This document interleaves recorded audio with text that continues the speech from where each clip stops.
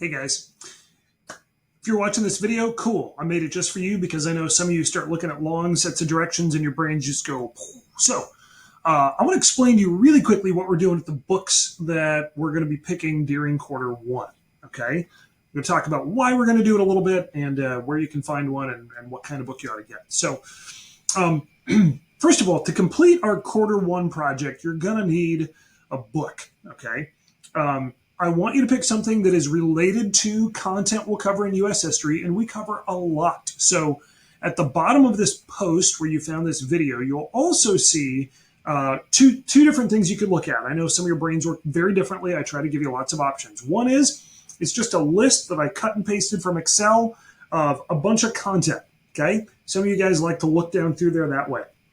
Some of you guys would rather see just, what catches your fancy. And so I've got that exact same list in a word cloud. Okay. I don't really care which one you use, whichever one makes you feel fancy and happy. Okay. But I'd like you to look down through there and see if there's anything that kind of catches your eye. Now, that is obviously not an exhaustive list. Okay. We're here for a whole year. There are lots of individuals and events and court cases and all kinds of things that just didn't make the cut of that list. Otherwise, it'd be crazy long. So if there's something that you're like, man, I really want to dig into this a little bit more, just shoot me an email and I will absolutely tell you if that is something you can choose. Okay. Couple things. Your book ought to be at least 200 pages. So if you find like a 75-page book that's written for third graders, it's not going to cut it for what we're doing. If it's way longer than that, I think I mentioned this to some of my classes. If it's like 800 pages, I am fine with you saying I'm going to read the first 200, or I'm going to pick 200 out of the middle that I think apply to this class the most. That's fine. Last year, I had somebody read the Chernow biography of Alexander Hamilton, but they only read like 200 pages of it.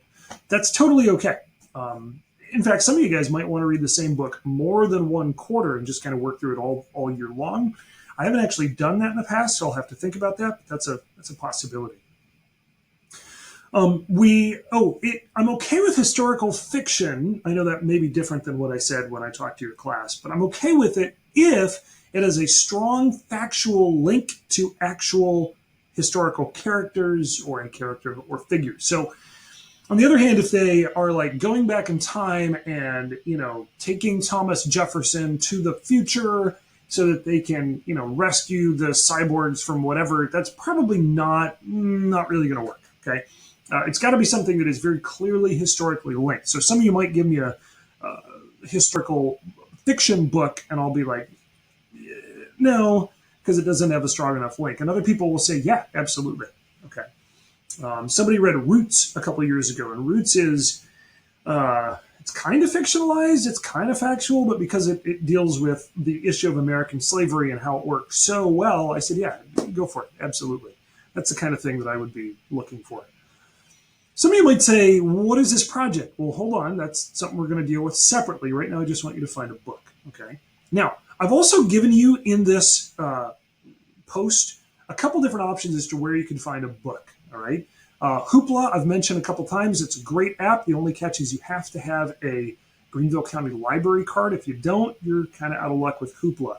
I've actually linked directly to their U.S. history book collection, so you don't have to just guess, like, what's a good book? You can just look through there and see if something works. Now, not all the books there are going to work, but at least you can see what is available. Of course, Amazon's there. You can buy stuff, either a physical copy or a digital book. Again, I would certainly ask before you spend money on a book, okay? If you're a Prime member, though, you can get Kindle books for free. Not all Kindle books, but there's a list that you can. So again, I've linked directly to their Prime books that are free that relate to U.S. history. There are way more books than that, obviously, but there you go. Of course, the library is a great option, and I said that all the branches were closed, but almost all the branches are open.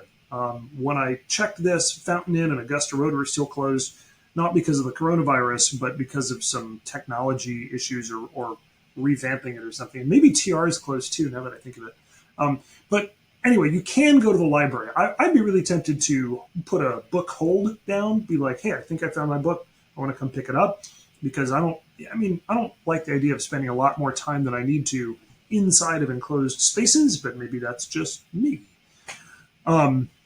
The last thing I would say is if you're really not sure what to pick, you can go to, there's a website called Goodreads, and I don't think you need an account to just kind of search through it. But you can, I'm going to also put a link for that down below. You can just sort of look through what books are rated highly. It's on a 5-point scale. So if a book is like 4 points or above, people think it's a good book. If it's like 3.5 stars or less, I might avoid that. Life's too short to read bad books, right? So hopefully that helps you. I will in the near future, I don't think I'm going to do it in here, but in the near future, I'm going to ask you to tell me what book you're going to choose. In fact, I'll probably put that in classwork. Some of you already know, and that's fine, but it's just really helpful to have it all in one place. It makes it easier for me. Okay? So hopefully that helps you as you're choosing a book. I would love for you to know what book you're going to read sooner than later. Now, Monday, if you don't have a book, that's fine. We are going to read in class Monday and Tuesday and Thursday and Friday.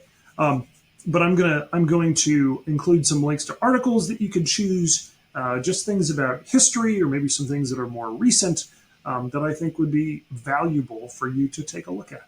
Okay, so that's all I've got. If you have any questions, you're welcome to shoot them to me via email, or you can actually comment, I think, right below where you found this. So let me know, and I'm happy to hook you up.